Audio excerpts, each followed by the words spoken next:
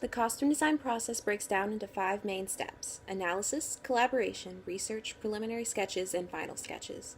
The first step, analysis, deals with analyzing the text of a play for the given circumstances of a show.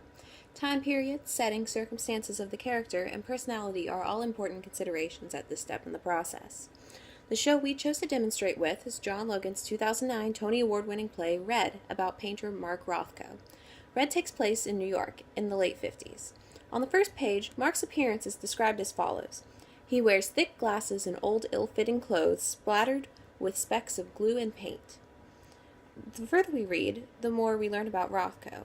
He's dedicated and an eccentric painter, opinionated, well-educated, and is someone who doesn't care much for appearance, even criticizing his assistant Ken for wearing a jacket, saying his Sunday best is inappropriate for this sort of work. These details of the setting and the character, both outward and inward, are all things that should be kept in mind moving forward in the design process.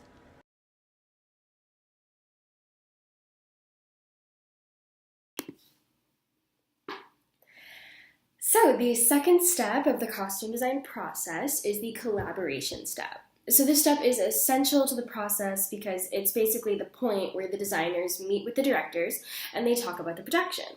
So they might discuss some basic design ideas, and then the director can explain their vision or their concept for the show.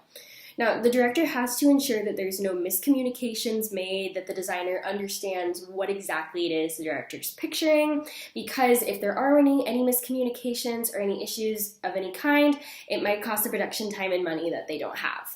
So, for a theoretical production of Red by John Logan, the production concept is very straightforward. We aim to represent Rothko honestly on stage, and so the design is very naturalistic and just as straightforward as the concept.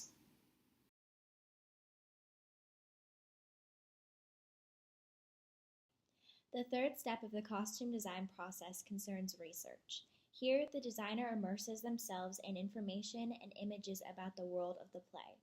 The setting of the play is thoroughly researched, as well as styles of the period or physical area of the world. And images are also collected during this period to help populate the designer's mind with fuel of the world they're creating in to begin cooking up a design for a character's look. Red takes place in 1958 to 59. While Rothko was working on his commission during the Four Seasons restaurant. In the 1950s, men's fashion experienced a new paradigm shift, as always inspired by the youth, but even more so inspired by American casualness. Color at first was conservative, echoing the insecure and untrustworthy nature of world politics. Because Rothko was of an older age, I wanted to reflect the conservatism that was rampant throughout this time period. Men's dress shirts in the 50s were worn in a variety of colors. I wanted to keep the conservatism in mind and dress Rothko in dull colors such as red, black, brown, and blue. Sweater vests were also very popular, and so I wanted that to be a key part of his wardrobe as well.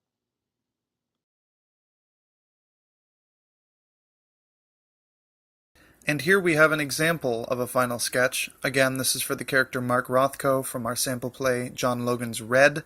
This is for the character at the very beginning of the play in Scene 1.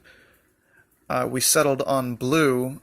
It makes a lot of sense for Rothko, who was kind of a working class guy, didn't like to put on airs, and it emulates literally a blue collar kind of feel. He's got dark blue denim jeans, black loafers, nothing too fancy, just practical, and a blue canvas shirt.